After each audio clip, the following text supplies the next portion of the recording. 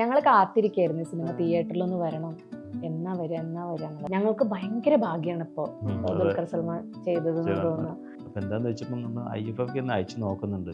അപ്പൊ ഞങ്ങൾ ഇതേമാതിരി ഷംല പറഞ്ഞ പോലെ തന്നെ IFFK അയക്കുക എന്ന് പറഞ്ഞ ഒരു വലിയ കാര്യമല്ലേ. ഫസ്റ്റ് ദിവസം ഓക്കെ എന്താ നോക്കാം, എങ്ങനെയുണ്ട് നോക്കാം എന്നൊക്കെ വിചാരിച്ച് പോയപ്പോ ഭയങ്കര അഭിപ്രായം സിനിമയെ പറ്റിയിട്ട്. നമ്മളെ സ്ക്രീനിൽ ഞങ്ങൾ രണ്ടാളെ സ്ക്രീനിൽ കാണുമ്പോൾ ആ റിയാക്ഷൻ കാണുമ്പോൾ ഉണ്ടാവുന്ന ഒരു അവസ്ഥ വല്ലാത്തൊരു അവസ്ഥയായിരുന്നു. പക്ഷെ ഫാസിലിനെല്ലാം കൃത്യമായിട്ട് അറിയാം എന്നത് വേണം ഇന്നത് ചെയ്യണം എന്ന് പറയാം. അവിടെ നമ്മളൊന്ന് ഇതാക്കും. മീഡിയ ഇൻഡസ്ട്രിയിൽ എങ്ങനെയെങ്കിലും സസ്റ്റെയിൻ ചെയ്യണമെന്ന് എനിക്ക് ആഗ്രഹം ഉണ്ടായിരുന്നു. ഞാൻ പണ്ട് മിടുക്കി എന്ന് പറഞ്ഞ പ്രോഗ്രാമിൽ പങ്കെടുത്തിട്ടുണ്ട്. ഞാനിപ്പോൾ ഇങ്ങനെ ആലോചിക്കും, ഞാനെങ്ങാനും അത് ആ സമയത്ത് എനിക്ക് പറ്റില്ല എന്ന് പറഞ്ഞ് കുട്ടിയുണ്ട് വരാൻ പറ്റില്ല എന്ന് പറഞ്ഞ് റിജക്റ്റ് ആയ ഈ ഇന്റർവ്യൂ ഒക്കെ കണ്ടുകൊണ്ടിരിക്കുമ്പോൾ അവസ്ഥ. അങ്ങനെ ഫാസിൽ വീട്ടിൽ വന്ന് കഥയൊന്നും കൂടെ പറഞ്ഞ് ഞാനും ഡിസ്കസ് ചെയ്തു. അങ്ങനെ ഒരു പ്രത്യേക കാരണം വെച്ചാൽ ഞാൻ ഫാസിലിനോട് പറഞ്ഞു അത് ചെയ്യില്ല എന്ന് പറഞ്ഞു. ദുൽഖർ സൽമാൻ വിളിച്ചിരുന്നോ? അപ്പൊ ഞങ്ങൾ ഫാസിലിനോട് ചോദിച്ചു, ഞാൻ ഇങ്ങനെ ചോദിച്ചോട്ടെ ഫാസിലെ ആരാ പോണത് ചോദിക്കട്ടെ, നോക്ക് എന്ന് പറഞ്ഞു. അപ്പൊ ആദ്യത്തെ കാര്യം എനിക്ക് മനസ്സിലാവില്ല. അപ്പൊ നമ്മൾ ചെയ്തത് എന്താണ് ഇഷ്ടപ്പെടായിട്ടാണോ അല്ലെങ്കിൽ അബദ്ധമാണോ? അപ്പം ഒരു മുമ്പ് അത് കോമഡി ആവുന്ന എന്നോട് സ്ക്രിപ്റ്റ് വായിച്ച ഒറ്റ കാര്യം ചോദിച്ചിട്ടുള്ളൂ, ഇതിൽ അണ്ണാച്ചിയായിട്ട് വരുന്നത് ആരാന്ന് ചോദിച്ചു. അവിടെ ചുറ്റുള്ള വീട്ടിലുള്ള താത്താരൊക്കെ ഒന്ന് രണ്ട് താത്താരൊക്കെ അഭിനയിച്ചിട്ടുണ്ട്. അവരോട് ഫാസിൽ പറയും ഈ സീൻ നമുക്ക് ചെയ്താലോ, ഒന്ന് ചെയ്യോ? എന്നിട്ട് ഞങ്ങൾ എല്ലാവരും കൂടി കൺവിൻസ് ചെയ്യും, ചെയ്ത നന്നായിരിക്കും.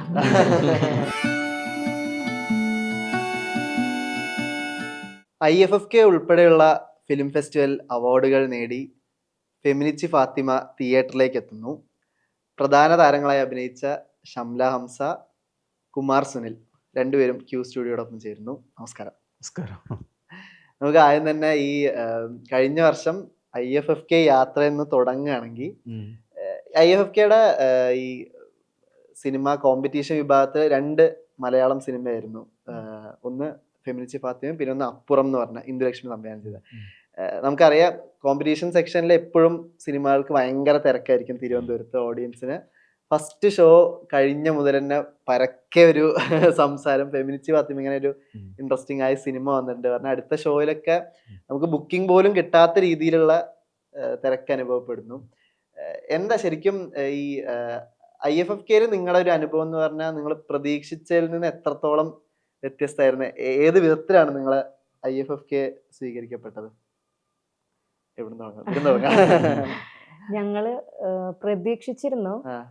ഞങ്ങളുടെ ഒരു പ്രതീക്ഷ എന്ന് പറഞ്ഞാൽ നമ്മൾ IFFK അയക്കുകയാണ് ഈ സിനിമ. IFFKയിലൊക്കെ ലിസ്റ്റ് ആയാൽ നമുക്ക് നല്ല ഒരു അപ്രീസിയേഷൻ തന്നെയാണ്. അത് ഫസ്റ്റ് തന്നെ ലിസ്റ്റ് അതില് പ്രദർശനത്തിന് വന്നാൽ തന്നെ എന്നതായിരുന്നു. പക്ഷെ അത് കോമ്പറ്റീഷൻ കൂടെ ആയപ്പോൾ ഭയങ്കര ഹാപ്പി ആയി. കാരണം നമുക്ക് ഉറപ്പാണ് ആളുകൾ കാണും എന്നുള്ളത് ഒരു ഉറപ്പായല്ലോ. പക്ഷെ ഞങ്ങൾ അവിടെ ചെന്ന് ഫസ്റ്റ് ദിവസം ഓക്കെ എന്താ നോക്കാം, എങ്ങനെയുണ്ട് നോക്കാം എന്നൊക്കെ വിചാരിച്ച് പോയപ്പോൾ ഭയങ്കര അഭിപ്രായം സിനിമയെ പറ്റിയിട്ട്. ഞങ്ങൾ പുറത്തിറങ്ങിയപ്പോൾ ആളുകളൊക്കെ വന്ന് സംസാരിക്കുന്നത് കണ്ടപ്പോൾ ഭയങ്കര അഭിപ്രായം. അപ്പോൾ ഭയങ്കര സന്തോഷമായി. നമ്മൾ പ്രതീക്ഷിച്ചതിന് എത്ര മടങ്ങ് എന്ന് പറഞ്ഞാൽ ഒരുപാട് ഞങ്ങൾക്ക് പറഞ്ഞറിയിക്കാൻ പറ്റില്ല, അത്രയും അധികമായിരുന്നത്. അങ്ങനെ തന്നെ ഞങ്ങൾ ഈ സിനിമ ഷൂട്ട് ചെയ്ത് പകുതിയായി കഴിഞ്ഞ സമയത്ത് തന്നെ ഇത് താമരൊക്കെ വന്ന് കണ്ടപ്പം പറഞ്ഞു നല്ല ഇതിലാണ് പോകുന്നത്. ഷൂട്ട് കഴിഞ്ഞ് വളരെ 5-6 ദിവസത്തിനുള്ളിൽ തന്നെ ബാക്കിയുള്ള കാര്യങ്ങൾ അപ്ഡേറ്റ് ആയിട്ട് ഇങ്ങനെ ചെയ്തുകൊണ്ടിരിക്കുന്നുണ്ട്. അപ്പോൾ എന്താണെന്ന് വെച്ചപ്പോൾ നമ്മൾ IFFK ഒന്ന് അയച്ചു നോക്കുന്നുണ്ട്. അപ്പോൾ ഞങ്ങൾ ഇതേമാതിരി ഷംല പറഞ്ഞ പോലെ തന്നെ IFFK അയക്കുക എന്ന് പറഞ്ഞാൽ ഒരു വലിയ കാര്യമല്ലേ. കിട്ടുക എന്ന് പറഞ്ഞാൽ തന്നെ കുറേ ദിവസം കഴിഞ്ഞപ്പോൾ ഫാസിൽ വിളിച്ചായിരുന്നു, നമുക്ക് IFFK കിട്ടിയിട്ടുണ്ട്, അതും കോമ്പറ്റീഷൻ ഇതിലാണെന്ന് പറഞ്ഞപ്പോൾ അതിനേക്കാൾ വലിയ സന്തോഷം. പിന്നെ അന്ന് മുതൽ IFFK വെയിറ്റ് ചെയ്യായിരുന്നു ഞങ്ങൾ തിരുവനന്തപുരം. ഞങ്ങൾ ഇങ്ങനെ എല്ലാ ദിവസവും കാത്തിരിക്കുകയായിരുന്നു. ഫസ്റ്റ് സ്ക്രീനിങ്ങിന് ആളുകൾ കയറി കഴിഞ്ഞ് പുറത്തിറങ്ങി കഴിഞ്ഞപ്പോഴാണ് അതിൻ്റെ, അതായത് തിയേറ്ററിൽ കുറച്ചങ്ങനെ അങ്ങനെ വളർച്ച എത്തിക്കഴിഞ്ഞപ്പോൾ ഓഡിയൻസിൻ്റെ റിയാക്ഷൻ ഞങ്ങൾക്ക് കൃത്യമായിട്ട് മനസ്സിലാക്കാൻ പറ്റും. ഇതിൻ്റെ പൾസ് എന്താണെന്നുള്ളത്, സിനിമേൻ്റെ ഗ്രാഫ് എങ്ങനെയാണ് പോകുന്നുള്ളത് ഞങ്ങൾക്ക് മനസ്സിലാക്കാൻ പറ്റി കഴിഞ്ഞപ്പോൾ അപ്പോൾ തന്നെ ഞങ്ങൾ ഭയങ്കര റിലാക്സ് ആയിട്ടുണ്ട്. ഡോക്ടർ സജീഷൊക്കെ ഉണ്ടായിരുന്നു എൻ്റെ കൂടെയൊക്കെ കാണാനൊക്കെ. അപ്പോൾ അവർ മൂപ്പരും അപ്പം തന്നെ അങ്ങനെ പറയുന്നുണ്ട് ഓക്കെ ആണ് സാധനം കയറിപ്പോയി എന്ന് പറഞ്ഞ്. കഴിഞ്ഞ് വന്നു കഴിഞ്ഞപ്പോൾ ഒരു ഭയങ്കരമായിട്ടുള്ള അന്തരീക്ഷം. കാരണം അതുവരെ ഞങ്ങൾ അവിടുത്തെ സാധാരണക്കാരാണ്, ഞങ്ങൾ ആരും തിരിച്ചറിഞ്ഞിട്ടില്ല. പക്ഷെ അതിനുശേഷം ഭയങ്കര സെലിബ്രിറ്റി ആയി. ഷംലയ്ക്കൊന്നും ഒരു രക്ഷയില്ലായിരുന്നു. ഞങ്ങൾക്ക് വിശ്വസിക്കാൻ പറ്റുന്നുണ്ടായിരുന്നില്ല. അതായത് അതിൻ്റെ ഒരു ഭംഗി എന്ന് വെച്ചാൽ എല്ലാ ഏജ് ഗ്രൂപ്പും, നമ്മൾ വിചാരിച്ചൊരു പെർട്ടിക്കുലർ ഏജ് ഗ്രൂപ്പിനായിരിക്കും ഒരു പക്ഷേ സിനിമ ഇഷ്ടപ്പെടുക എന്നുള്ളത്. പക്ഷെ അങ്ങനെയല്ല, അവിടെ IFFK വേണ്ടി മാത്രം വന്ന കുട്ടികള് യൂണിഫോമിലൊക്കെ കാണാൻ വന്ന, പിന്നെ കോളേജ് പിള്ളേര്, അതുപോലെ നമ്മുടെ പ്രായമുള്ളവര്, കുറച്ച് ഏജ്ഡ് ആയവര്, അവരൊക്കെ ഒരേപോലെ പറഞ്ഞു എന്ത് രസമായിട്ടാണ് ഈ സിനിമ ഉള്ളത്. പിന്നെ സിനിമ എടുക്കുമ്പോ ശരിക്കും പ്ലാൻ എന്ന് പറയുന്നത് ഇത് തിയേറ്ററിന് വേണ്ടിയുള്ള ഒരു സിനിമ എന്നുള്ള രീതിയിലായിരുന്നു. എത്തരത്തിലായിരുന്നു ആ സമയത്ത് ഒരു പ്ലാന്? അതെ, അങ്ങനെ തന്നെയായിരുന്നു. തിയേറ്ററിന് വേണ്ടി ഒരു അതെ, സിനിമ അതെ, എന്നുള്ള അതെ. രീതിയിൽ ഒരു ചെറിയ സിനിമ ചെറിയ എന്നുള്ളത് സിനിമ. വലിയ കോലാഹലങ്ങളൊന്നും ഇല്ലാതെ, വലിയ ലൈറ്റിന്റെ അറേഞ്ച്മെന്റ്സ് ഇല്ലാണ്ട്, യൂണിറ്റിന്റെ ബസ്സുകളില്ലാണ്ട്, ആർട്ടിസ്റ്റുകളെ കാറില്ലാണ്ട്, ലൊക്കേഷനിൽ ഒരു ഇതുണ്ടാവില്ല, ഒരു കാരവാനില്ല, ഒരു വീട്. ആ വീട്ടിൽ ഞങ്ങൾ കുറേ ആർട്ടിസ്റ്റുകൾ വന്നുകൂടുമ്പം ആർട്ടിസ്റ്റുകൾ ഭയങ്കര കംഫർട്ട് ആക്കിയിട്ട് ഭക്ഷണമൊക്കെ കഴിച്ചതിന് ശേഷം നമ്മൾ ഓക്കെ ആണെങ്കിൽ ഒരു ചെറിയ സിനിമ അങ്ങനെ ഷൂട്ട് ചെയ്ത് പോകും. പക്ഷെ തിയേറ്ററിൽ നിന്ന് ഇറങ്ങിയ സമയത്ത് നേരത്തെ തന്നെ പറഞ്ഞതിൻ്റെ ബാക്കി പറയുകയാണെങ്കിൽ പിന്നെ ഞങ്ങൾക്ക് അടുത്ത ഇത് സ്ക്രീനിങ് 2 ദിവസം കഴിഞ്ഞിട്ടായിരുന്നു. അപ്പം ഞങ്ങളുടെ ആളുകൾ വിളിക്കാൻ തുടങ്ങി. കാരണം പറയാൻ തുടങ്ങി അവിടെ എന്തായാലും അടുത്ത സ്ക്രീനിങ്ങിൽ ഭയങ്കര തിരക്കായിരിക്കും, ഇത്ര സീറ്റേ ഉള്ളൂ. നോക്കിയപ്പോൾ 600 സീറ്റുള്ളിടത്ത് 1000 ചില്ല ആളുകൾ കയറിയിട്ടുണ്ട്. നിലത്തിരുന്നിട്ട് നടന്നു പോകാൻ പോലും പറ്റാത്തൊരവസ്ഥയായി കഴിഞ്ഞാൽ അന്നും കഴിഞ്ഞപ്പം അടുത്ത സിനിമേൻ്റെ ആയി ഞങ്ങൾ. പിന്നെ അതുവരെ ഞങ്ങൾ ഭയങ്കര അതിന്റെ ക്യൂ ഒക്കെ നോക്കുമ്പോൾ നിങ്ങൾക്ക് കയറാൻ പറ്റാത്ത ഞങ്ങൾ കുറേ ആൾക്കാർ കയറൂല. പിന്നെ ഞങ്ങൾ എല്ലാവരും ഫില്ലായി കഴിഞ്ഞ ശേഷം ബാക്ക് പോയത് ഞങ്ങൾ നോക്കും ഓഡിയൻസിന്റെ റിയാക്ഷൻ അറിയാൻ വേണ്ടിയിട്ട്. അപ്പോൾ നമ്മളെ സ്ക്രീനിൽ ഞങ്ങൾ രണ്ടാളെ സ്ക്രീനിൽ കാണുമ്പോൾ ആ റിയാക്ഷൻ കാണുമ്പോൾ ഉണ്ടാവുന്ന ഒരു അവസ്ഥ വല്ലാത്തൊരവസ്ഥയായിരുന്നു. ഈ ഫെമിനിസ്റ്റ് ഫാത്തിമയിൽ ശരിക്കും ഈ പ്രാദേശികതയാണല്ലോ അതിന്റെ ഭംഗി എന്ന് പറയുന്നത്. ഇപ്പൊ പേഴ്സണലായിട്ട് നമുക്കും തോന്നും ഇത് ഭയങ്കര സ്റ്റാർ വാല്യൂ ഉള്ള ഒരു ആർട്ടിസ്റ്റും ഭയങ്കര പ്രൊഡക്ഷനിലൊക്കെ ഇതേ സിനിമ ഷൂട്ട് ചെയ്താൽ ചിലപ്പോ ഈ രസം ചിലപ്പോ കിട്ടില്ല എന്നൊക്കെ നമുക്ക് തോന്നിയിട്ടുണ്ട്. ആ പ്രാദേശികതയാണ് അതിന്റെ ഭംഗി എന്നൊക്കെ തോന്നിയിട്ടുണ്ട്. നിങ്ങളുടെ ശരിക്കും നാടും ഭാഷയും ഒക്കെ ശരിക്കും ഇതിന് ഭയങ്കര ഗുണം ചെയ്തിട്ടില്ലേ? അത് എത്തരത്തിലാണ് ശരിക്കും? ഞാൻ പറഞ്ഞ മിക്സ്ഡ് ആണ്. സംസാരിക്കുന്നത് ചിലപ്പോ തൃശ്ശൂർക്ക് വരും, ചിലപ്പോ മലപ്പുറത്ത് പോകും. അതെ, ഞാൻ പഠിച്ചതും അങ്ങനെ പല പല. അപ്പോൾ സ്ലാങ് കൈകാര്യം ചെയ്യാൻ ബുദ്ധിമുട്ടുണ്ടായിരുന്നില്ല എനിക്ക്. പിന്നെ അവിടുത്തെ ആൾക്കാരെന്ന് പറഞ്ഞാൽ ഞങ്ങളുടെ ചുറ്റുവട്ടത്തും കാണുന്ന ആൾക്കാരെ പോലെ തന്നെയാണ്. പിന്നെ ഞങ്ങൾ ഭയങ്കരമായിട്ട് അറിയണ ഒരുപാട് പരിചയമുള്ള ആൾക്കാരെ പോലെ അവർ പെരുമാറിയിട്ടുണ്ടായിരുന്നത്. അപ്പം അതുമായിട്ട് കൂടുതൽ കണക്ട് ചെയ്യാൻ പറ്റി. അങ്ങനെയാ. കുമാരേട്ടന് ഈ പറഞ്ഞ മലബാർ ഏരിയയിൽ തന്നെയാണല്ലോ. അത്തരത്തില് ഈ ഇപ്പൊ പൊന്നാനിയിലേക്ക് ഒരു വീട്ടിലേക്ക് വരുമ്പോഴേക്ക് ഈ ഭാഷ കാരണമാണോ ഈ പറഞ്ഞ ആൾക്കാരൊക്കെ ചൂസ് ചെയ്യുന്നതും ആ പ്രദേശവാസികളൊക്കെ കൂടെയാണല്ലോ? അത് ഡയറക്ടറാണ്. അത് ഡയറക്ടർ എന്തുകൊണ്ടാണ് എന്നെ കാസ്റ്റ് ചെയ്തതെന്ന് വെച്ചപ്പോൾ ഒരു സിനിമ കണ്ടിട്ടാണ് കാസ്റ്റ് ചെയ്തതെന്നാണ് പറഞ്ഞത്. പക്ഷെ 2 രീതിയിലാണ് പ്രേക്ഷകർ എന്നുള്ളത് എനിക്ക് കൃത്യമായിട്ട് അറിയാം. ഒന്ന്, നമ്മൾ ചിലപ്പോൾ പുസ്തകങ്ങൾ നമ്മൾ വായിക്കുന്ന സമയത്ത്, ഇപ്പോൾ വൈക്കം മുഹമ്മദ് ആയാലും ഓരോ പുസ്തകങ്ങൾ വായിക്കുന്ന സമയത്ത് നമ്മളൊന്ന് നമ്മുടെ ലൈഫായിട്ട് പെട്ടെന്ന് കണക്ട് ചെയ്യപ്പെടും. അല്ലെങ്കിൽ അവരുടെ ജീവിതം എങ്ങനെയാണെന്ന് മനസ്സിലാക്കിയിട്ട് നമ്മൾ അതിലേക്ക് ഇൻവോൾവ്മെൻ്റ് ആവും. എന്ന പോലെ തന്നെ ഈ സിനിമ എന്ന് പറയുന്നത് എൻ്റെ ലൈഫായിട്ട് യാതൊരു കണക്ഷനൊന്നുമില്ല. പക്ഷേ ഇങ്ങനത്തെ ഒരു സംസ്കാരങ്ങളും ഇങ്ങനത്തെ ഒരു ജീവിത രീതി ഉണ്ടെന്ന് നമ്മൾ സ്ക്രിപ്റ്റ് വായിച്ച് മനസ്സിലാക്കുന്ന സമയത്ത് നമ്മുടെ ചുറ്റുപാടുകളുമായിട്ടുള്ള ഒരുപാട് ബന്ധങ്ങളൊക്കെ ഉണ്ടാവുമല്ലോ. നമ്മൾ നിത്യേന കണ്ടതോ കാണാത്തതോ ആയിട്ടുള്ള, ഇപ്പോൾ ഈ ഉസ്താദ് എന്ന് പറയുന്നതും ഷംല എന്ന് പറയുന്നതും നമ്മൾ ചിലപ്പോൾ അവരെ അത്രത്തോളം ഒബ്സർവേഷനിലൊന്നും പോയിട്ടുണ്ടായിരിക്കില്ല ചിലപ്പം. പക്ഷേ ഇതിന് ശേഷം കുറച്ചും കൂടെ ഒന്ന് നമ്മളതിൽ സ്ക്രിപ്റ്റ് വൈസ് നമ്മളോട് ഡയറക്ടർ പറഞ്ഞു തരുമ്പോൾ നമ്മൾ കൂടുതൽ അതിലേക്ക് ഇൻവോൾവ്മെൻ്റ് ആയതാണ് സംഭവം. ഇപ്പൊ പ്രിവ്യൂ ഷോ നടന്നപ്പോൾ പോലും സംവിധായകർ വന്ന് പറയുന്നുണ്ട് ഈ ഉസ്താദ് ഭയങ്കര കണക്ട് ചെയ്ത് ഇയാളെ ഞാൻ എവിടെയോ കണ്ടിട്ടുണ്ട് എന്നൊക്കെ പറഞ്ഞിട്ട് അങ്ങനെ പറയുന്നുണ്ടായിരുന്നു. എങ്ങനെ ഈ ഉസ്താദ് ഇപ്പോ പ്രത്യേകിച്ച് ഈ മദ്രസയില് പഠിപ്പിക്കുന്ന സീനൊക്കെ ഉണ്ടല്ലോ, അപ്പൊ അതിലൊക്കെ മാനറിസം ഭയങ്കര മൈന്യൂട്ടും ആണ്, ഭയങ്കര ഡീറ്റെയിലിംഗും ആണ്. എങ്ങനെയാണ് അതിലേക്ക് എത്തുന്നത് ശരിക്കും? ഈ ചങ്ങാതിമാരായിട്ട് ഉസ്താദുമാരുണ്ടായിരുന്നു ശരിക്കും? അല്ല, അങ്ങനത്തെ ഉസ്താദുമാരില്ല. ഞാൻ കാണുന്ന ഉസ്താദുമാരേ ഉള്ളൂ. പക്ഷെ എനിക്ക് അവർക്ക് നല്ല ബഹുമാനമാണ്. കാരണം വെച്ചാൽ അവർ മദ്രസയിലെ അധ്യാപകരാണ്, സമൂഹത്തിൽ ഭയങ്കര ബഹുമാനിക്കപ്പെടുന്ന വ്യക്തികളാണ് എന്നുള്ളതൊക്കെ എനിക്ക് നന്നായിട്ട് അറിയാം.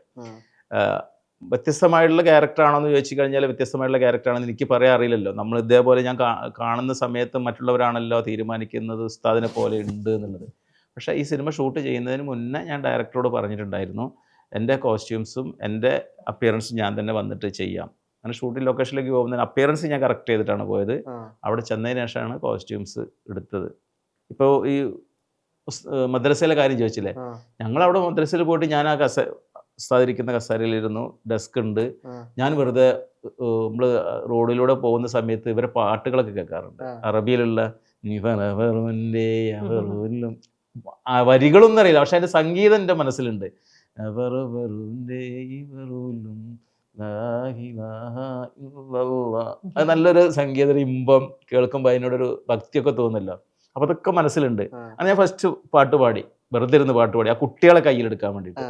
അപ്പൊ കുട്ടികൾ കൂടെ പാടി കഴിഞ്ഞപ്പോൾ ഞാനും കുട്ടികളും തമ്മിൽ ഭയങ്കര മിങ്കിളായി. സീന് കുട്ടികൾ പാടുന്ന തുടങ്ങുന്ന തോന്നുന്നു അല്ലെ, കുട്ടികൾ ഒന്നിച്ച് പാടുന്ന. ഉണ്ട്. പിന്നെ മുസ്തഫ എന്നറിയുന്നത് ലാശ ഇതിനെ പറ്റി അറിയുന്ന ആളുണ്ട്, അങ്ങനെയാണ് മദ്രസയിൽ ക്ലാസ് എടുക്കുന്ന കാര്യം. അപ്പം തന്നെ ഞങ്ങൾ അവിടെ നിന്ന് ഇമ്പ്രസ് ചെയ്ത്. പക്ഷെ ഫാസിലിന് എല്ലാം കൃത്യമായിട്ട് അറിയാം, എന്നത് വേണം ഇന്നത് ചെയ്യണം എന്ന് പറയാം. അവിടെ നമ്മളൊന്ന് ഇതാക്കാൻ ശ്രമിക്കും. ഷംല ഇപ്പൊ ഫെമിനിച്ചി ഫാത്തിമയ്ക്ക് മുമ്പ് 1001 നുണകളിലാണ് വന്ന് ഞെട്ടിച്ചു പോയത്. ഈ പറഞ്ഞ ഈ ഇപ്പൊ തൃത്താലയിൽ വന്ന് ഇപ്പൊ എനിക്കറിയാം, ഇപ്പൊ ദുബായിൽ സെറ്റിൽഡ് ആണ്. ഇപ്പൊ സ്ക്രീനിങ്ങിന് വേണ്ടി ഇപ്പൊ തിയേറ്റർ റിലീസിനോട് അനുബന്ധിച്ചാണ് ഇങ്ങോട്ട് വന്നത്. എങ്ങനെയാണ് ഈ യാത്ര വരുന്നത് തൃത്താലയിൽ നിന്ന് ദുബായിക്കും? അവിടുന്ന് 1001 നുണകളില് ഫാസില് സ്പോട്ട് എഡിറ്ററും കൂടെ ആയിരുന്നു. അങ്ങനെയാണ് ഫെമിനിച്ചി ഫാത്തിമയിലേക്ക് വന്നത്. ഈ യാത്ര എങ്ങനെയായിരുന്നു ശരിക്കും? ഞാൻ ജോലിക്ക് വേണ്ടി പോയതാണ് ദുബായിലേക്ക്. ഞാനൊരു 11-12 വർഷമാവാനായി ഇപ്പൊ അവിടെ സെറ്റിൽഡ് ആയിട്ട്. അപ്പോൾ മീഡിയ ഇൻഡസ്ട്രിയിൽ എങ്ങനെയെങ്കിലും സസ്റ്റെയിൻ ചെയ്യണമെന്ന് എനിക്ക് ആഗ്രഹം ഉണ്ടായിരുന്നു. ഞാൻ പണ്ട് മിടുക്കി എന്ന് പറഞ്ഞ പ്രോഗ്രാമിൽ പങ്കെടുത്തിട്ടുണ്ട്. റിമാർക്ക് അല്ലെങ്കിൽ ആങ്കറായിട്ടുള്ള പ്രോഗ്രാമിലുണ്ടായിരുന്നു. അതാണ് എൻ്റെ ഒരു വലിയ സ്റ്റേജ് എക്സ്പീരിയൻസ്, ക്യാമറയ്ക്ക് മുന്നിലുള്ള ആദ്യത്തെ എക്സ്പീരിയൻസ് എന്ന് പറയുന്നത്.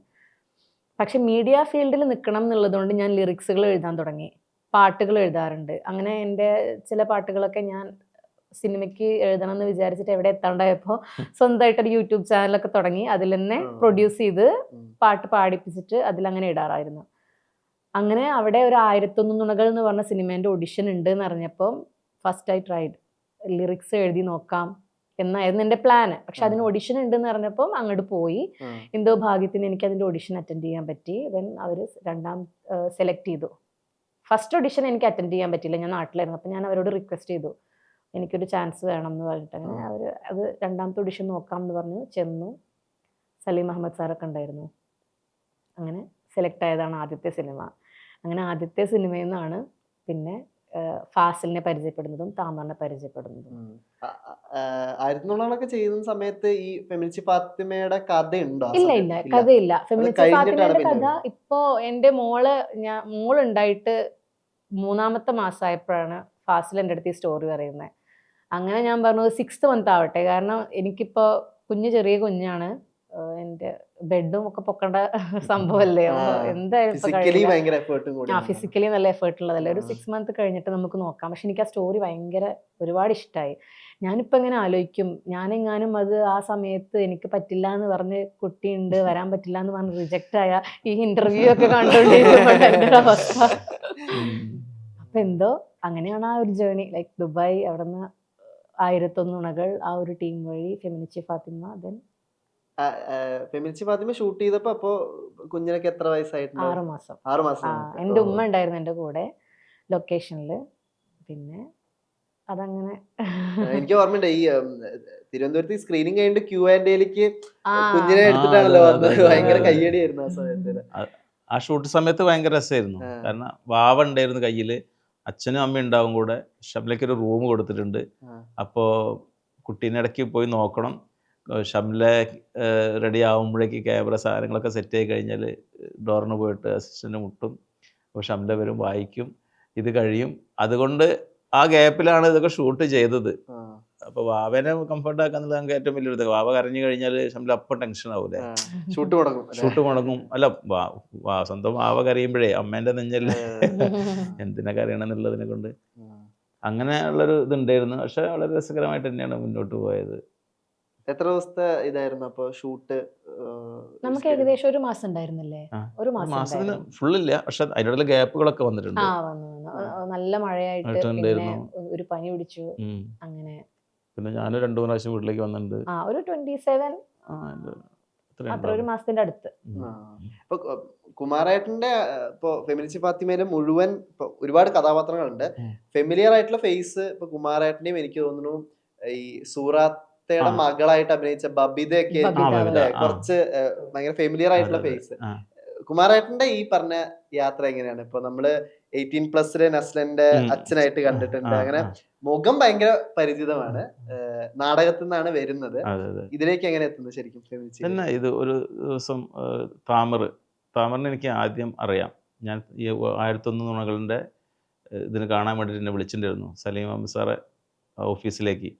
അപ്പോൾ അവിടെ എത്തിയിട്ട് അങ്ങനെ സംസാരിച്ച് അപ്പോൾ ഞാൻ കിട്ടില്ല എന്നുള്ളതിലാണ് സലീം സാറോട് എനിക്ക് അങ്ങനെയെങ്കിലും ഒന്ന് വാങ്ങിച്ചു തരണം. നോക്കാന്നൊക്കെ പറഞ്ഞ് ഉണ്ടാവും എന്നിങ്ങനെ പറഞ്ഞ് ലാസ്റ്റ് ടൈമിൽ എനിക്ക് അതിലില്ല. അപ്പം ഞാൻ വിചാരിച്ചത് ഗൾഫിലൊക്കെ പോയിട്ട് കുറച്ച് ഷൂട്ടിനൊക്കെ നിൽക്കാമല്ലോ. അതും പോയി. കുറേ ദിവസം ഇതിൻ്റെ സമയത്താണ് താമർ മെസ്സഞ്ചറിൽ ഒരു മെസ്സേജ് ഇട്ട് നമ്പർ വേണമെന്ന് പറഞ്ഞിട്ട് ഞാൻ നമ്പർ അയച്ചു കൊടുത്ത്. ഞാൻ അപ്പം തന്നെ ചോദിക്കണം എന്തിനാ അതെന്ന് ചോദിക്കണമെന്ന് വിചാരിച്ചു. ഞാൻ ചോദിച്ചില്ല, പിന്നെ മറന്നുപോയി. ഞാൻ കുറേ ദിവസം കഴിഞ്ഞപ്പോൾ ഫാസിൽ വിളിച്ചത്. താമർ പറഞ്ഞിട്ട് അപ്പോൾ ഫാസിലിനെ നന്നായിട്ട് അറിയാം. ശ്രീധന്യ കാറ്ററിംഗ് എന്ന് പറയുന്ന സിനിമ അത് കണ്ടിട്ട് ഭയങ്കര ഇഷ്ടമായിട്ടുണ്ട്. അപ്പോൾ ഫാസിലും ഓക്കെ ആയിരുന്നു, താമറും ഓക്കെ ആയിരുന്നു. അങ്ങനെയാണ് ഫാസിൽ എനിക്ക് സ്ക്രിപ്റ്റ് ഫുൾ അയച്ചു തരുന്നത്. ഞാനൊരു ഫോട്ടോസ്റ്റാറ്റ് കൂടെ പോയിട്ട് കംപ്ലീറ്റ് വായിച്ചു കഴിഞ്ഞ ശേഷം ഞാൻ പറഞ്ഞു ഓക്കെ നല്ല സ്ക്രിപ്റ്റാണ്, രക്ഷയില്ല, നല്ല സിനിമയാകുമെന്ന് പറഞ്ഞ് അങ്ങനെ ഫാസിൽ വീട്ടിൽ വന്ന് കഥയൊന്നും കൂടെ പറഞ്ഞ് ഞാൻ ഡിസ്കസ് ചെയ്തു. അങ്ങനെ ഒരു പ്രത്യേക കാരണം വെച്ചാൽ ഞാൻ ഫാസിലിനോട് പറഞ്ഞു അത് ചെയ്യില്ല എന്ന് പറഞ്ഞു. നാല് ദിവസത്തോളം ഞാൻ ചെയ്യില്ല എന്ന് പറഞ്ഞ ശേഷം വീട്ടിൽ 4 ദിവസം ഇരുന്നിട്ടുണ്ട്. അങ്ങനെ ഞാൻ വൈഫ് ബിനിയോട് പറഞ്ഞു ഞാനിങ്ങനെ ആദ്യമായിട്ടാണ് സിനിമ ചെയ്യില്ല എന്ന് പറഞ്ഞത്. അപ്പോൾ എന്തിനാ അങ്ങനെ പറഞ്ഞതെന്ന് വെച്ച് ഞാൻ പറഞ്ഞു അങ്ങനെ പറഞ്ഞതിന് ശേഷം എനിക്കൊരു വിഷമമുണ്ട് എന്ന് പറഞ്ഞു. 4-ാമത്തെ ദിവസം കഴിഞ്ഞപ്പോൾ ഞാൻ ഫാസിലിനെ വിളിച്ചു. ഫാസിൽ ആ ക്യാരക്ടർ വേറെ ആരെങ്കിലും ഓക്കെ ആയോ എന്ന് ചോദിച്ചു. ഫാസിൽ പറഞ്ഞില്ല എന്ന് പറഞ്ഞു. അപ്പോൾ ഞാൻ പറഞ്ഞു ഞാൻ തന്നെ ചെയ്യാമെന്ന് പറഞ്ഞു. അങ്ങനെയാണ് അവിടേക്ക് എത്തുന്നത്. ചെയ്യില്ല എന്ന് തോന്നാൻ കാരണം ശരിക്കും എന്താ? എനിക്കെന്തോ അപ്പം അങ്ങനെ തോന്നി. ഈ നമ്മളിപ്പോ IFFKയുടെ കാര്യം പറഞ്ഞു, കഴിഞ്ഞ ഡിസംബറിലാണ്. ഇപ്പോ തിയേറ്റർ റിലീസ് വരുമ്പോ ഈ വർഷം ഒക്ടോബർ 10 ആണ് റിലീസ് തിയേറ്ററിൽ വരുന്നത്. ഇതിന്റെ ഇടയിലുള്ള ഒരു യാത്ര ഉണ്ടല്ലോ. ഇപ്പോ വേഫെയറിൽ ഇപ്പോ ദുൽഖർ സൽമാന്റെ പ്രൊഡക്ഷനില് വേഫെയർ ഡിസ്ട്രിബ്യൂട്ട് ചെയ്ത് വരുന്ന വരെയുള്ള ഒരു യാത്രയുണ്ട്. ഈ യാത്ര ശരിക്കും തിയേറ്ററിന് വേണ്ടി നിങ്ങൾ ട്രൈ ചെയ്യുന്ന ഒരു യാത്രയാണോ അതോ ഫെസ്റ്റിവൽസിന് നിരന്തരമായിട്ട് അയച്ച അങ്ങനെ ഒരു ഫെസ്റ്റിവൽ റണ്ണിൽ പോകുന്നൊരു യാത്ര? എങ്ങനെയാണ് വേഫെയറിലേക്ക് എത്തുന്നത് ശരിക്കും? അല്ല, എനിക്ക് തോന്നി എങ്ങനെയാ വെച്ചാൽ ഒരേ സമയം നമ്മൾ തിയേറ്റർ ഞാൻ ചോദിക്കും നമ്മൾ സിനിമ തിയേറ്റർ റിലീസ് ഉണ്ടോ? ആ വയസ്സിലുണ്ട്. തിയേറ്റർ റിലീസ് ചെയ്യാൻ തന്നെയായിരുന്നു പറഞ്ഞിട്ടുണ്ടായിരുന്നു, ഞങ്ങളോട് പറഞ്ഞിട്ടുണ്ടായിരുന്നു. പക്ഷെ അതേ സമയം തന്നെ ഒരു ഫെസ്റ്റിവലിൽ നിന്ന് മറ്റൊരു ഫെസ്റ്റിവലിലേക്ക് പെട്ടെന്ന് തന്നെ പോകുന്നുണ്ട്. എല്ലായിടത്തും ഒന്ന് കഴിഞ്ഞ അടുത്തേക്കാണ് ഫാസിൽ പോയിക്കൊണ്ടിരിക്കുന്നത്. അപ്പൊ പിന്നെ തിയേറ്ററിൽ വരുന്നത് അത്രത്തോളം നമുക്ക് ആയില്ല. മാക്സിമം ഫെസ്റ്റിവലിൽ പോയിട്ട് പബ്ലിസിറ്റിയും അവാർഡുകളൊക്കെ കിട്ടുന്നുണ്ടല്ലോ. അപ്പൊ അതിന്റെ ഒരു സന്തോഷമുണ്ട്. ദുൽഖർ സൽമാൻ വിളിച്ചിരുന്നോ? പക്ഷെ ഞങ്ങള് കാത്തിരിക്കായിരുന്നു സിനിമ തിയേറ്ററിലൊന്ന് വരണം, എന്നാ വരിക എന്നുള്ളത്. പക്ഷെ അതിന്റെ ഇടയിലുള്ള ഹാപ്പിനെസ് പറയുമ്പോൾ ഈ പറഞ്ഞ പോലെ തന്നെ ഫെസ്റ്റിവൽസിനൊക്കെ പോകുന്നുണ്ട്, റെക്കഗ്നിഷൻ കിട്ടുന്നുണ്ട്, നമുക്ക് നമ്മുടെ സിനിമ നല്ലതാണെന്ന് അറിയപ്പെടുന്നുണ്ട്. പക്ഷെ ഞങ്ങളുടെ ഏതൊരു തിയേറ്റർ റിലീസ് വന്നാലും ഒരു പക്ഷെ ഞങ്ങൾക്ക് ഇത്ര ഹാപ്പിനെസ്, ഞങ്ങൾക്ക് ഭയങ്കര ഭാഗ്യമാണ് ഇപ്പോൾ ദുൽഖർ സൽമാൻ ചെയ്തതെന്ന് തോന്നുന്നു. ലൈക്ക് ഈ സിനിമ എടുത്തിട്ട് ആളത് പബ്ലിഷ് ചെയ്യാൻ പബ്ലിക്കിലേക്ക് വരട്ടെ എന്ന് പറഞ്ഞാൽ ഞങ്ങൾക്ക് കിട്ടിയൊരു ഭാഗ്യം. ആ കാത്തിരിപ്പിനൊരു ഇരട്ടി മധുരമാണ് ലാസ്റ്റ് ഉണ്ടായത്. ഈ ഞാൻ ദുൽഖർ സൽമാൻ കണ്ടത് തമാശക്ക് ചോദിച്ചാൽ IFFK കഴിഞ്ഞിട്ടും ഇപ്പൊ പ്രിവ്യൂനായാലും ഈ പെർഫോമേഴ്സിനെ ആണല്ലോ ആൾക്കാർ തേടി പോകുന്നത്. ഇപ്പൊ ഈ മുഖങ്ങൾ ഭയങ്കര ഇതായിട്ട് നിങ്ങൾക്കൊക്കെ അങ്ങനെ ഭയങ്കര ഓർമ്മ വരുന്ന അങ്ങനെ സിനിമാ സർക്കിളിൽ നിന്നും അങ്ങനെ ഭയങ്കര ഒരു കോളൊക്കെ ഉണ്ടായിട്ടുണ്ടോ? ഞങ്ങൾക്ക് IFFK നിന്ന് ഒരുപാട് പേര് നമ്മളെ നേരിട്ട് കണ്ടു ഡയറക്ടേഴ്സ്. നമ്മള് കാണാൻ ആഗ്രഹിച്ച ഒരുപാട് പേര്, ഞാൻ പേരെടുത്ത് ഇങ്ങനെ പറയുന്നില്ല, ഒരുപാട് പേരെ കണ്ടു. കമൽ സാറിനെയൊക്കെ കണ്ടു. നമ്മൾ അവരുടെ സിനിമയൊക്കെ കണ്ട് ഭയങ്കര ഇഷ്ടമായതല്ലേ. അപ്പം നമുക്ക് IFFK തന്നെ നേരിട്ടിട്ട് എല്ലാവരും നമ്മളടുത്ത് പറഞ്ഞിട്ടുണ്ടായിരുന്നു. പിന്നെ മെസ്സേജിലൂടെ കുറെ പേര്, പിന്നെ ജിയോ ബേബി സാറ് ആളൊക്കെ സിനിമ കണ്ടപ്പോ, റഫീഖ് സാറ്, അങ്ങനെ കുറെ പേര് നമുക്ക് മെസ്സേജ് അയച്ചിട്ടായിരുന്നു. അങ്ങനെ കുറെ പേര് മെസ്സേജ് അയച്ചിട്ടുണ്ടായിരുന്നു. പിന്നെ ഇന്നലെ പ്രിവ്യൂ വെച്ചപ്പോൾ അതെ അതെ അതെ ഈ അപ്പൊ നമ്മൾ തുടക്കം പറഞ്ഞല്ലോ ഈ പ്രാദേശികതയുടെ ഒരു ഭംഗി പറഞ്ഞല്ലോ. ഇപ്പൊ ഇതിലും ഇപ്പൊ ഡയലോഗ് പറയുന്നതിലും ഇപ്പൊ നിങ്ങളുടെ പെർഫോമൻസിൽ ഉണ്ടാവുന്ന ഹ്യൂമർ ആണല്ലോ, അല്ലാതെ ഭയങ്കര തമാശയ്ക്ക് വേണ്ടി എഴുതിയ സീക്വൻസുകളോ സീനുകളോ അല്ല. പക്ഷെ അത് പെർഫോമൻസിൽ ചെറിയ ഇപ്പൊ മറ്റേ ബബീദയുടെ ക്യാരക്ടർ ഒരു ബൈക്കിൽ കയറി പോകുമ്പോഴൊക്കെ സുറാത്ത വന്നിട്ട് പറയുന്നതൊക്കെ ഭയങ്കര, പക്ഷെ അവരെന്താ ചെയ്തു വെച്ചാൽ ഒന്നും കാര്യമായിട്ട് ചെയ്തിട്ടില്ല. എങ്ങനെയാണ് ഫാസിൽ ശരിക്കും ഇത് പറഞ്ഞു തരുന്നതോ അല്ലെങ്കിൽ ഒരു സീനിന്റെ മുന്നേ നിങ്ങളായിട്ട് സംസാരിക്കുന്നതോ ഇടപഴകുന്നതൊക്കെ അത് എത്തരത്തിലാണ് ശരിക്കും? അത് അന്ന് ആ സീൻ എങ്ങനെയാണെന്ന് വെച്ചാല് നമ്മളിങ്ങനെ നിൽക്കരുത്, നിൽക്കുമ്പോൾ ഫാസിൽ ഞങ്ങളുടെ അടുത്ത് പറഞ്ഞു ഇങ്ങനെ ഒരു സംഭവം ഉണ്ട്, ഇതാണ് സീന്. അപ്പോൾ എല്ലാ സീനിന്റെ മുന്നേ നമ്മൾ അതിങ്ങനെ ചെയ്തു നോക്കും. ഫാസിൽ അങ്ങനെയാണ്, നമ്മളുടെ സീൻ എപ്പോഴാണ് എടുക്കുന്നത് അതിന്റെ 2-3 പ്രാവശ്യം അതിങ്ങനെ അല്ലാതെ പ്രത്യേക ഭയങ്കരമായിട്ട് റിഹേഴ്സൽ ചെയ്ത് അതിങ്ങനെ ആക്കി ഒരുപാട് പോളിഷ് ചെയ്താൽ ചിലപ്പോൾ കൊള്ളാവും. അപ്പൊ ആ സമയത്ത് എങ്ങനെയാണോ അങ്ങനെ അതാ ഒരു ഇൻസിഡന്റിൽ നമ്മൾ ചെയ്തു തന്നെ. ഞാൻ വിജി ചേച്ചിനോട് പറഞ്ഞു, ചേച്ചി ഞാൻ അങ്ങനെ ചോദിക്കട്ടെ, ആരാ പോണത്? അപ്പൊ വിജി ചേച്ചി എടി ആരാത്? അപ്പൊ അങ്ങനെ സംസാരിച്ചു. ചേച്ചി പറഞ്ഞു നമുക്ക് അങ്ങനെ ചെയ്യാം. അപ്പൊ ഞങ്ങൾ ഫാസിലിനോട് ചോദിച്ചു, ഞാൻ ഇങ്ങനെ ചോദിച്ചോട്ടെ ഫാസിലെ ആരാ പോണത് ചോദിക്കട്ടെ? നോക്കെന്ന് പറഞ്ഞു. അങ്ങനെ ചെയ്ത ഒരു സീനാണ്. പക്ഷെ എല്ലാതും ഇതുപോലെ തന്നെ എല്ലാം ഒരു മുന്നേ തന്നെ എഴുതി വെച്ചിട്ടുണ്ട് എല്ലാ സീനുകളും. പക്ഷെ അതിങ്ങനെ ആ സമയത്ത് പറയുമ്പോൾ എങ്ങനെയാണോ വരുന്നത്, അത് ഫാസിലിന് ഇഷ്ടപ്പെട്ടാല് അത് ചെയ്യും, അല്ലെങ്കിൽ ആള് വേണ്ടാന്ന് പറയും. പക്ഷെ ഭയങ്കര ഓപ്പൺ ആണ്, നമുക്കിങ്ങനെ പറയാം ഇത് ഇങ്ങനെ നോക്കട്ടെ ഞങ്ങള് ശരിയാവോ, അത് വേണ്ട അങ്ങനെ പറയാനുള്ളൊരു ഫ്രീഡം നമുക്കുണ്ട് ഫാസിലിന്റെ അടുത്ത്. ഈ പറഞ്ഞ പോലെ ഇംപ്രവൈസേഷന് ഭയങ്കര സ്പേസ് തന്നിട്ടാണല്ലോ. ഈ ഉസ്താദിന്റെ ഒക്കെ, ഉസ്താദ് അഷ്റഫ് എന്നുള്ള ക്യാരക്ടറിന്റെ ഒക്കെ എന്താണ് കുമാരേട്ടനോട് ആദ്യം ഒരു ഫീഡ് തരുന്നതും അതിനെ എങ്ങനെ മേച്ചെടുക്കുന്നത് ശരിക്കും? ഇല്ല, ഇതുപോലെ ടോട്ടാലിറ്റി നമുക്കറിയാം. സിനിമയുടെ സ്ക്രിപ്റ്റ് എന്താണ്, അതിൻ്റെ ഒരു പോകുന്നത് നമ്മൾ ചോദിച്ചിരുന്നത് വളരെ സീരിയസ് ആയിട്ടുള്ള ഒരു സിനിമയാണോ അല്ല, സീരിയസ് ആയിട്ടുള്ള അല്ല, പക്ക കോമഡിക്ക് വേണ്ടിയിട്ട് ചെയ്യുന്ന ഇത് സിനിമയല്ല. പക്ഷെ ഓരോ സീൻ വായിക്കുമ്പോൾ അതിൻ്റെ ഉള്ളിലുള്ളൊരു നിങ്ങൾക്ക് കാണുന്നൊരു കിട്ടുന്നൊരു സാധനം ഉണ്ടല്ലോ, അത് ഫാസിലിന് കൃത്യമായിട്ട് അറിയാം. അപ്പോൾ ഇതുപോലെ ഷബ്ല പറഞ്ഞതുപോലെ തന്നെ റിഹേഴ്സലിൻ്റെ ടൈമിൽ നമ്മൾ ചില സാധനങ്ങളൊക്കെ ചെയ്യുന്ന സമയത്ത് ചിലപ്പോൾ ഫാസിലൊക്കെ ചിരിച്ച് ക്യാമറേൻ്റെ അവിടെ നിന്ന് പൊയ്ക്കാളും. അപ്പോൾ ആദ്യത്തെ കാര്യം എനിക്ക് മനസ്സിലാവില്ല, അപ്പം നമ്മൾ ചെയ്തത് എന്താണ് ഇഷ്ടപ്പെടായിട്ടാണോ അല്ലെങ്കിൽ അബദ്ധമാണോ? അപ്പം ഒരു മുമ്പ് അത് കോമഡി ആവും എന്നോട്, അങ്ങനെ ചെയ്താൽ കോമഡി ചിരിച്ചു പോകുന്നറിയും. അപ്പം അങ്ങനെ ആ സാധനങ്ങൾ. അതുപോലെ ഇതിൽ ഒരുപാട് സീനുകൾ ഇപ്പോഴും കട്ട് ചെയ്തിട്ടുണ്ട്, ഭയങ്കര കോമഡി ഉള്ള സാധനങ്ങളാണ്. ഇതല്ലാതെ സിനിമയിൽ ഓർക്കണ്ട. അതായത് കുമാർജി ചെയ്യുമ്പോൾ കുറേ ഇങ്ങനെ ആളുടെ കയ്യിൽ നിന്നൊക്കെ ഇട്ടിട്ട് നല്ല രസമായിട്ട് നമ്മൾ ആ ക്യാമറേന്റെ പിന്നെ നിന്ന് ചിരിച്ച് ഞങ്ങൾ എത്ര പ്രാവശ്യം ചെയ്തിട്ട് പോയിട്ടുണ്ടെന്ന് അറിയോ? ആ വീട്ടുകാരും ചിരിക്കും, നമ്മളും ചിരിക്കും. അപ്പൊ ഫാസിലിന് ലിമിറ്റ് അറിയാം. ഇത് ചിരിന്റെ കൂടുതൽ ചിരിയായാലും ഇത് കഥേനെ ബാധിക്കില്ലേ, പക്ഷെ ഞങ്ങള് അവിടെ ചിരിച്ചു വീഴും ആള് ഓരോ സംഭവങ്ങളും കൊണ്ടുവരുമ്പോ. അപ്പൊ ഫാസിൽ പറയും ഭയങ്കരമായിട്ട് ചിരി വരും. അപ്പൊ കറക്റ്റ് അതിന്റെ മീറ്റർ പറഞ്ഞു കൊടുക്കുമ്പോൾ അതില് നല്ല രസമായിരുന്നു. അങ്ങനെ ചെയ്യും. അപ്പൊ ഒരുപാട് കോമഡി ആവാണ്ട് സിനിമയ്ക്ക് വേണ്ട സംഭവങ്ങള്. എന്നാലും എനിക്ക് ഇഷ്ടപ്പെട്ട 3 സീനുകൾ ഇപ്പോഴും വന്നിട്ടില്ല. അതുകൂടെ വന്ന സിനിമ ടോട്ടൽ ഭയങ്കര. എന്താ സീന് ജസ്റ്റ് പറയാൻ പറ്റുമോ? പറഞ്ഞോണ്ട് കുഴപ്പമില്ലല്ലോ, വരാത്ത സീനല്ലേ? കുഴപ്പമില്ല. ഇപ്പൊ ഉദാഹരണത്തിന് ഞാൻ ഫസ്റ്റ് സീൻ കാണിക്കുന്ന തന്നെ ഞാൻ ഊതിയിട്ട് മറ്റുള്ളവരുടെ അസുഖങ്ങളും അവരുടെ ഇതൊക്കെ പോകാൻ വേണ്ടിയിട്ടാണ്. ഇനി നിന്റെ സ്വഭാവത്തിൽ മാറ്റം വരാൻ വേണ്ടിയിട്ട് ഫാത്തിമ രഹസ്യമായിട്ട് വെള്ളം കൊണ്ടുവയ്ക്കും, ഭയങ്കര മന്ത്രമൊക്കെ ചൊല്ലിയിട്ട് ഒരാളെടുത്ത് മൂപ്പരുടെ ഊത്തൊന്നും പേൽക്കണില്ല. ഞാൻ വേറെ അതിഗംഭീരനായിട്ടുള്ള ഒരാളെടുത്ത് പോകും. അയാളായിരുന്നു പോലീസ് പിടിച്ചതല്ലല്ലോ, അതറിയില്ല. എന്നിട്ട് കൊണ്ടുകൊടുക്കും. മറ്റേ മൂപ്പര് കുടിക്കുമ്പോ മൂപ്പർക്ക് പെട്ടെന്ന് ഇത് വരും, അത് കാണുമ്പോ എനിക്ക് പേടിയാവും. ഇത് തീരോ ഇതോടെ നല്ല സ്വഭാവം വന്നിട്ട്. അപ്പൊ എന്നോട് ഫാസിൽ പറഞ്ഞെന്താ വെച്ചാല് ഈ സംഭവം പറഞ്ഞില്ല, അങ്ങനെ ഊതിയിട്ട് ഉണ്ടാകുന്ന പറയണ്ടോന്ന് എനിക്കറിയില്ല, എന്തോ അങ്ങനെ സൂചന തന്നിട്ടുള്ളൂ. അപ്പൊ ഞാൻ ഈ വെള്ളം കുടിക്കുന്ന സമയത്ത് അയാളുടെ വെറുതെ കെട്ടിട്ട്, അപ്പോൾ കെട്ടിടുമ്പോൾ ഫാത്തിമ അവിടെ നിന്ന് ഇങ്ങനെ കണ്ണാടി ഡോറിന്റെ അവിടെ നിന്ന് ഇങ്ങനെ നോക്കണ്ടോ, അയ്യോ ഞാൻ ചെയ്ത തെറ്റുണ്ടോ. അപ്പൊ ഞാൻ ആ എക്കിട്ട് ലേശം കൂടി വന്നപ്പോ ഭയങ്കര കോമഡി ആയി പോയി. അപ്പൊ ആ സാധനം കട്ട് ചെയ്തിട്ട് പിന്നെ അതുപോലെ തന്നെ ഞാനൊരു വീടിന്റെ അടുക്കള നോക്കാൻ പോകുന്നുണ്ട്. ഒരൊറ്റ ഷോട്ടാ, ഒരു 10 മിനിറ്റ് ഉണ്ടാവും സാധനം. അതല്ല, കുറ്റിയടിക്കാതെ ഒരു വീടിന്റെ അടുക്കള വാസ്തു പറയാൻ പോകുന്നുണ്ട്. അപ്പൊ അങ്ങനെ അവിടുന്ന് മൂവ്മെന്റ് തുടങ്ങി കഴിഞ്ഞാൽ വന്ന് അടുക്കളയെത്തി ഇങ്ങനെ തിരിഞ്ഞ് കംപ്ലീറ്റ് ഡയലോഗ് പറഞ്ഞ് ഇങ്ങനെ ഫിനിഷ് ചെയ്ത് പോകണം. വൈകുന്നേരം ഇട്ടുമുണ്ട്. അപ്പം അത് ഒറ്റ ഷോട്ടിന് എടുക്കേണ്ടതാണ്. ഞാനൊരു 5 ടേക്കും അല്ല 10 ടേക്കോളം പോയിട്ടുണ്ടാവും. പക്ഷെ ലാസ്റ്റ് ആകുമ്പോഴേക്ക് ഓക്കെ ആയി.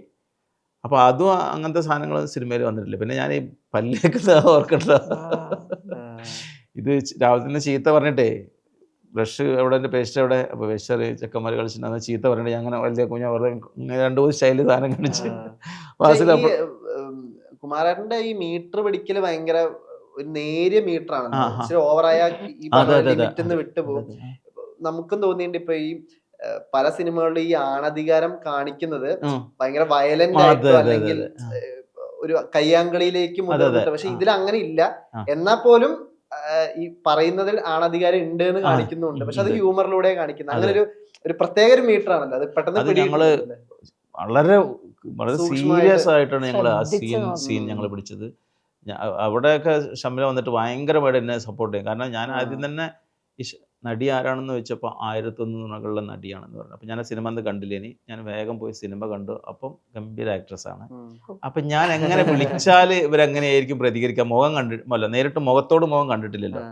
അപ്പോൾ ഫാസിൽ പറഞ്ഞതുകൊണ്ട് നിങ്ങൾ വിളിക്കാൻ ചാൻസ് ഉണ്ടെന്ന്. ചിലപ്പോൾ അങ്ങനെ ഒരു ദിവസം വിളിച്ച് കുറച്ച് കഴിഞ്ഞ് സംസാരിച്ചപ്പോൾ തന്നെ ഞാൻ ഓക്കെ. അപ്പോൾ ഞാൻ പറഞ്ഞു എനിക്ക് നിങ്ങൾ പറഞ്ഞു തരണം, എൻ്റെ അടുത്ത് അങ്ങനെ വലിയതൊന്നും ഇല്ല, അപ്പോൾ പറഞ്ഞു തരണം എന്നൊക്കെ പറഞ്ഞു. അപ്പോൾ അവർ പറഞ്ഞാൽ ഓക്കെ നമുക്ക് ചെയ്യാമെന്ന് പറഞ്ഞു. ഷംല അത്ര തിരക്കാണെങ്കിൽ പോലും എൻ്റെ അത് ശരിയായില്ല. ചില ഷംലയ്ക്ക് ഒരുപാട് കാര്യങ്ങൾ പറഞ്ഞത്. കുമാർജി എന്താണ്, ഞാൻ എങ്ങനെയാ വെച്ചാൽ എൻ്റെ ക്യാരക്ടറല്ല ഞാൻ പറയുന്നത്. ഞാൻ ഒരാളോട് എന്തെങ്കിലും കാര്യം പറയുമ്പോൾ അയാളത് തെറ്റായി വിചാരിക്കുമോ ഞാനൊരു മുൻവിധി കൊടുക്കാറില്ല. അപ്പൊ ആള് വലിയ ആക്ടർ അല്ലേ, അപ്പൊ ഞാൻ പറഞ്ഞു പോകുന്നതിന് ശേഷം ഞാനിപ്പോ എന്തേ കാണിക്കണമെന്ന് അറിയില്ല. പക്ഷെ നമുക്കിങ്ങനെ ഭയങ്കര സംസാരിക്കുമ്പോൾ ഒരു സപ്പോർട്ട്, ഒരു കണക്ഷൻ ഉണ്ട്. ജസ്റ്റ് ഓപ്പോസിറ്റ് നിൽക്കുന്ന ആക്ടറായിട്ടൊരു കണക്ഷൻ ഉണ്ടെങ്കിൽ നമുക്ക് ഭയങ്കര എളുപ്പമാണല്ലോ അഭിനയിക്കുകയാണെങ്കിൽ കൂടി. അപ്പൊ ആൾ അങ്ങനെയായിരുന്നു. ആള് നമ്മളെന്ത് പറയുമ്പോഴും അത് എടുക്കാനുള്ള ഒരു മനസ്സുണ്ടായിരുന്നു. അപ്പോൾ അത് ഞാൻ ആദ്യമേ ഉണ്ടായിരുന്നു. കാരണം ഞാനും ഇതേമാതിരി ആ സെറ്റിൽ വന്നവരൊക്കെ മിടുക്കരായ ആക്ടേഴ്സും ആക്ട്രസ്സാണ്. ഞാനൊക്കെ അവരെ കണ്ടത് എന്താ വെച്ചാൽ ഇതൊക്കെ മുന്നിൽ നിൽക്കണം, ഇതിനേക്കാളും വലിയ ആക്ട്രസ്സാണ്. അതുകൊണ്ട് ഉള്ളിലുള്ള ഭയങ്കര ബഹുമാനം. തമാശ എന്തെങ്കിലും പറയെങ്കിൽ പോലും അവരെല്ലാവരും ബഹുമാനിച്ചു കൊണ്ടേയിരുന്നു. അവരോടൊപ്പേക്ക് എത്താൻ പറ്റണം എന്നുള്ള ഇത് മാത്രമേ ഉണ്ടായിട്ടുള്ളൂ. സിനിമ തിയേറ്ററിൽ വന്ന് റിലീസ് ചെയ്യുന്ന സമയത്ത് ഒരാൾ മോശമായി എന്ന് ഒരാൾ നന്നായി എന്ന് പറയുന്നതിനേക്കാളും കൂടുതൽ ഇതിൽ എല്ലാവരും നന്നായി എന്ന് പറയുമ്പോൾ സൂറാത്ത, പിന്നെ അതുപോലെ തന്നെ ഞാൻ ചോദിച്ചിട്ടുണ്ട് ഫാസിലിനോട്, സ്ക്രിപ്റ്റ് വായിച്ച ഒറ്റ കാര്യമേ ചോദിച്ചിട്ടുള്ളൂ, ഇതിൽ അണ്ണാച്ചിയായിട്ട് വരുന്നത് ആരാന്ന് ചോദിച്ചു. അപ്പോൾ ഫാസിൽ അത് ഒറിജിനൽ ആളൊക്കെ സെറ്റാക്കിയിട്ടുണ്ട്. ഞാൻ പറഞ്ഞു എങ്ങനെ കോസ്റ്റ്യൂം ചെയ്താൽ ആ മുറുക്കലും ആ പല്ലിൻ്റെതും കളറും ഫേസിലും മുടിയോട്ടിലും അങ്ങനത്തെ ഒരുപാട് ഇതുണ്ടല്ലോ സെറ്റാവാൻ. പക്ഷെ അത് രാജി ഭയങ്കര ഭംഗിയായിട്ട് ചെയ്ത്. അതുപോലെ സൂറാത്ത, ഉമ്മ, മക്കള്, ബെഡിന്റെ ആള് വരെ എന്ത് ഭംഗിയായിട്ട് ഇതില് ഒരു ഞങ്ങൾ അവിടെ രസം ഉണ്ടായിരുന്നു കേട്ടോ. ഒരു ദിവസം ഷൂട്ട് ചെയ്യുന്ന സമയത്ത് ബെഡിന്റെ ആള് വന്ന സീനാണ്. അപ്പൊ അകത്തേക്ക് കൊണ്ടുപോകുമ്പോ ഞാൻ കയറി വന്നിട്ട് പറയണ്ടല്ലോ, ആ സീനൊന്നും ചെയ്തിട്ട് ശരിയാവില്ല, കുറെ പ്രാവശ്യം ചെയ്തിട്ട് ശരിയാവില്ല. അപ്പൊ ഞാൻ അറിയാതെ ശരിക്കും വാസിലോട് പറഞ്ഞു ഇതൊന്നും ചെയ്യണ്ട, നമുക്ക് പിന്നെ ദിവസം ചെയ്യുന്നത്. വാസിൽ അപ്പൊ പറഞ്ഞു ഓക്കെ കട്ടുന്നല്ലേ. അന്ന് ഞങ്ങൾക്ക് ഫുള്ള് കുറെ നേരം സമയത്ത്. അതെന്താ വെച്ചാല് ആ ആള് പുതിയതാണ്, ആ ബെഡിന്റെ ക്യാരക്ടർ ചെയ്യാൻ വന്ന ആൾക്കിത് ചെയ്യണം. ചെറിയ എന്തോ ചെയ്തിട്ട് തോന്നും, പക്ഷെ ആൾക്കിത് എന്തായാലും ഈ ഒരു ക്യാരക്ടർ ചെയ്യണം, ഭയങ്കര ആഗ്രഹമുള്ള ആളാണ്. അപ്പൊ ആള് കറക്റ്റ് ഡയലോഗ് നമ്മൾ എന്ത് പറഞ്ഞിട്ട് അതിന് അടുത്ത ഡയലോഗ് പറയണം എന്നയാള് കറക്റ്റ് ആയിട്ട് പഠിച്ചിട്ട് വൃത്തിക്ക് പഠിച്ചിട്ടാ വന്നിക്കണേ. പക്ഷെ നമ്മൾ എന്താ ചെയ്യുന്ന വെച്ചാല് അത് ഡയലോഗ്സ് ഒക്കെ സെയിം ആയിരിക്കും, പക്ഷെ അത് ചെയ്തു വരുമ്പോ ചിലപ്പോ അത് വേണ്ടാന്ന് തോന്നി അത് മാറ്റും. അപ്പൊ മറ്റാൾക്ക് കൺഫ്യൂഷൻ ആവുകയാണ്. അതാണ്ടായി. അപ്പൊ ഞാൻ പറഞ്ഞത് ഇന്ന ക്യൂ ലാസ്റ്റ് വന്നാൽ ഇന്ന ഞാൻ അതിൽ പിടിച്ച് മറ്റേക്കിലേക്ക് പോകാൻ പറ്റുള്ളൂ. ചങ്ങായി ഇത് എങ്ങനെ പറയട്ടെ, ജയിലേക്ക് പോകാൻ ടെൻഷനായി. കാരണം അയാളോടൊന്നും പറയാൻ പറ്റില്ല. കാരണം കുമാർജി വേറെ പറയുമ്പം ആള് പറയും ഇതെനിക്ക് എഴുതി തന്ന സ്ക്രിപ്റ്റിലില്ലല്ലോ. പക്ഷെ നല്ല രസമായിട്ട് എനിക്ക് ഭയങ്കര ഇഷ്ടമായി. ബാക്കി എല്ലാ ആർട്ടിസ്റ്റും ശരിക്കും കഥയിൽ സെറ്റ് ചെയ്തിരിക്കുന്നത് ഇപ്പൊ പൊന്നാനി ഒരു കടലോര മേഖലയിലുള്ള ഒരു വീട് എന്നുള്ള രീതിയില. ബാക്കി ആർട്ടിസ്റ്റ് എല്ലാം ഈ സമീപ പ്രദേശത്ത് നിന്നാണോ പിക്ക് ചെയ്യുന്നത്? ഫാസിലിന്റെ ഇതിന് മുന്നേ ഒരു ട്യൂഷൻ വീട് അതിലുള്ള ആളുകളാണ് മിക്ക ആളുകളും. ഞങ്ങൾ രണ്ടാളും മാത്രമേ അതിലുള്ള കുഞ്ഞു ആക്ടേഴ്സിന്റെ അമ്മമാരും ഒക്കെയാണ്. മക്കളും പിന്നെ ഫാസിലിന്റെ നെയ്ബേഴ്സ്. പിന്നെ ഇതിലെന്ന് പറഞ്ഞാൽ ഈ പറഞ്ഞ പോലെ അവിടെ കാണുന്നവരൊക്കെ ഫാസിൽ വിളിക്കും. അതിലൊരു മീൻകാരന്റെ വേഷം ചെയ്തിട്ടുള്ളത് അയാള് മീൻകാരൻ തന്നെയാണ്. അയാള് മീൻ വിൽക്കുന്ന ആളാണ്. നല്ല രസമായിട്ടില്ലേ, കണ്ടില്ലേ? ഭയങ്കര രസമാണ്. പക്ഷെ ഞങ്ങളൊക്കെ വെയിറ്റ് ചെയ്യായിരുന്നു ആളെ അഭിനയം കാണാൻ വേണ്ടിട്ട്. ആൾക്ക് എന്തായിരുന്നു, ആളുടെ രസം എന്തായിരുന്നു വെച്ചാല് അത് മാത്രല്ല, അയാള് ഡയലോഗ് പറയുമ്പോ കണ്ണ് അവിടെ ആയിരിക്കും, ഇങ്ങോട്ട് നോക്കില്ല. അതെന്താ താത്ത, ഞാൻ നിങ്ങൾ കുറി കൂടുന്നില്ലേ? കാരണം അയാൾ ആരോ അവിടെ നിൽക്കുന്നുണ്ട്, പരിചയമുള്ള ആരോ. അങ്ങനെ അത് ശരിയാവാതെ കുറെ നേരം, പക്ഷെ നല്ല രസമായിരുന്നു. ലാസ്റ്റ് ഔട്ട് ഇവരൊക്കെ ഇപ്പൊ നിങ്ങൾക്ക് ഈ ഷൂട്ടിന് മുമ്പ് ഒരു റിഹേഴ്സൽ കൈൻഡ് ഓഫ് ഒരു ഇല്ലില്ല. ഇതോ അങ്ങനെ അവര് ഫാസിൽ പറയും scene ഇന്ന് വരും എടുക്കുന്നതിന് കേട്ടോ, മുമ്പ് ഇതാ. ഇന്ന് വരും കേട്ടോ, ഇന്ന് ആള് വരും, അങ്ങനെയാ പറയാറ്. ഉം. പിന്നെ അവിടെ ചുറ്റുള്ള വീട്ടിലുള്ള താത്താരൊക്കെ, 1-2 താത്താരൊക്കെ അഭിനയിച്ചിട്ടുണ്ട്. ആ. അവരോട് ഫാസിൽ പറയും ഈ സീൻ നമുക്ക് ചെയ്താലോ, ഒന്ന് ചെയ്യോ? എന്നിട്ട് ഞങ്ങൾ എല്ലാരും കൂടി കൺവിൻസ് ചെയ്യും, ചെയ്ത നന്നായിരിക്കും. ഈ ഫെമിനിച്ചി ഫാത്തിമയ്ക്ക് ശേഷം ഇനി തുടർന്നുള്ള ഇനി യാത്ര എങ്ങനെയായിരിക്കും ശരിക്കും? നാടകവും സിനിമയും രണ്ടിലും ഇപ്പൊ നാടകത്തിന് എടുക്കാറില്ല. കാരണം നാടകം എടുക്കുമ്പം എൻ്റെ കൂടെ തന്നെ അഭിനയിക്കുന്ന നിതിന്യ എന്ന് പറയുന്ന ഒരു പല സിനിമകളിലും ഉണ്ട്. അപ്പോൾ ഈ നാടകം ഇപ്പോൾ ഈ മാസം 15-ാം തീയതി അല്ലെങ്കിൽ 20-ാം തീയതിയാണ് ഞാൻ ഡേറ്റ് എടുത്തു കഴിഞ്ഞാൽ ഈ ഷൂട്ട് ഇങ്ങനെ വരുന്നത് കൊണ്ട് ചിലത് നമുക്ക് 5 ദിവസം തന്നിട്ടുണ്ടെങ്കിൽ പോലും 8 ദിവസം 10 ദിവസമാവും. അപ്പോൾ ഈ കമ്മിറ്റിക്കാരോട് ഇതൊന്നും പറയാൻ പറ്റുന്നില്ല, അവർ അതിനേക്കാളും വലിയ ടെൻഷൻ ഉണ്ടാവും. അപ്പോൾ അതുകൊണ്ട് നാടകങ്ങൾ ഇപ്പോൾ കുറേ എടുക്കാതെ വെക്കുകയാണ് ചെയ്യുന്നത്. ഷംലയുടെ ആണെങ്കിലോ? ഞാൻ നല്ല സിനിമകൾ കിട്ടിയാൽ ചെയ്യും. ഞാൻ ആദ്യം ലിറിക്സ് എഴുതിയിട്ട് ഇങ്ങനെ മീഡിയ ഫീൽഡിൽ പോകാമെന്ന് വിചാരിച്ച ആളാണ്. പക്ഷെ 1001 നുണകൾ കഴിഞ്ഞപ്പോഴാണ് എനിക്ക് ഈ സിനിമയോടും അഭിനയത്തോടും എത്ര ഇഷ്ടമുണ്ടെന്ന് മനസ്സിലായത്. എനിക്ക് ഇഷ്ടമാണ് ഇപ്പോൾ സിനിമ അഭിനയിക്കാൻ. അപ്പോൾ നല്ല ക്യാരക്ടേഴ്സ് ഒക്കെ വന്നാൽ തീർച്ചയായിട്ടും ചെയ്യും. ഒരുപാട് സന്തോഷം. അപ്പോ 10-ാം തീയതി ആണ് തിയേറ്ററിലേക്ക് നമ്മുടെ ഈ സംസാരം ചിലപ്പോ കോൺവെർസേഷൻ വരുന്ന സമയത്തേക്കും ചിലപ്പോ തിയേറ്ററിൽ കളിക്കുന്നുണ്ടാവും ഫെമിനിച്ചി ഫാത്തിമ. എനിക്ക് ആത്മാർത്ഥമായിട്ട് ഭയങ്കര ഇഷ്ടപ്പെട്ട ഒരു ക്രാഫ്റ്റും കൂടെയാണ്, ഇഷ്ടപ്പെട്ട എൻഗേജ് ചെയ്ത സിനിമയ്ക്കൊപ്പം ഒരു ബ്രില്യൻ ക്രാഫ്റ്റ് എന്ന് വിളിക്കാവുന്ന ഒരു സിനിമയും കൂടിയാണ് ഫെമിനിച്ചി ഫാത്തിമ. എല്ലാവിധ ആശംസകളും നിങ്ങൾക്ക്. IFFK കിട്ടിയ കയ്യടി തിയേറ്ററിലും എല്ലാം ഉടനീളം കിട്ടട്ടെ എന്ന് ആശംസിക്കുന്നു. ഈ അവസരത്തിൽ ഒരു കാര്യം കൂടെ ഉണ്ട്. ഇതിൻ്റെ ഇപ്പം നമ്മൾ ഇതിൻ്റെ പ്രൊഡ്യൂസർമാരായിട്ടുള്ള സുധീഷ് കറിയ, താമർ, അവരെ കൂടെ നമ്മളിതിൽ ഓർമ്മിക്കാൻ വിട്ടുപോയിട്ടുണ്ട്. അവരെ കൂടെ ഓർമ്മിക്കുകയാണ്. പിന്നെ അതോടൊപ്പം തന്നെ എനിക്ക് പറയാനുള്ളത് എന്താ വെച്ചാൽ, എല്ലാവരും ഈ തിയേറ്ററിൽ സിനിമ ഇറങ്ങിയാൽ വിചാരിക്കും എന്താ ഇന്നിപ്പോൾ ഇറങ്ങിയിട്ടില്ലുള്ളൂ, വെള്ളിയാഴ്ച അല്ലേ, ഞായറാഴ്ചയോ തിങ്കളാഴ്ചയൊക്കെയായിട്ട് ഒഴിവുള്ള സമയത്ത് പോകാമെന്ന് വിചാരിക്കും. പക്ഷെ എനിക്ക് പറയാനുള്ള എല്ലാ പ്രേക്ഷകരും ആദ്യത്തെ ദിവസം തന്നെ തിയേറ്ററിൽ എത്തണം, സിനിമ കാണണം, ഞങ്ങളെ പ്രോത്സാഹിപ്പിക്കണം. ഇതിലെല്ലാവരും ഞങ്ങൾ വലിയൊരു പ്രതീക്ഷയോടെ വെയിറ്റ് ചെയ്യണം. ഞങ്ങളെല്ലാവരും വെയിറ്റ് ചെയ്യണം ഈ സിനിമയുടെ വിജയം. Okay, thank you. Thank you so much. Okay.